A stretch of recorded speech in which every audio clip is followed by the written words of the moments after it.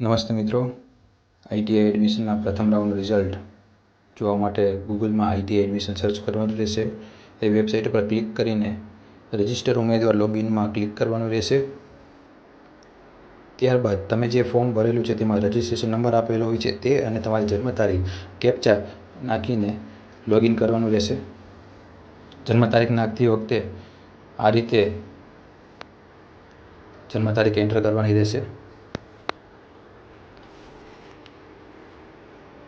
જન્મ તારીખ એન્ટર કર્યા બાદ લોગિન કરવામાં આવશે. લોગિન કર્યા બાદ તેમાં ઓટીપી એન્ટર કરવાનો રહેશે.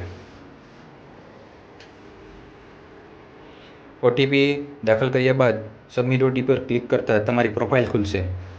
એ પ્રોફાઇલની અંદર તમારો ફોટો, એ સિવાય તમે જે ફોર્મ ભરેલું છે તે, તેમજ ફી ભરેલી છે તે, ચોઇસ ફિલિંગ છે એ બધું તમને જોવા મળશે. તેમાં સૌથી છેલ્લે ઓપ્શન આવશે પ્રિન્ટ એડમિશન લેટર. તેના પર ક્લિક કરવામાં આવે તો તમને જે આઈટીઆઈ અને જે ટ્રેડમાં એડમિશન મળેલું છે તેનું ફોર્મ ખુલશે.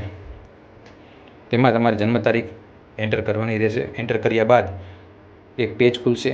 એ પેજની અંદર તમારું નામ, તમારો રજિસ્ટ્રેશન નંબર અને આઈટીઆઈ અને તમારું ટ્રેડનું નામ લખેલું હશે. તેને સેવ એઝ પીડીએફ કરવાની રહેશે અને મોબાઈલમાં સેવ રાખવાની રહેશે.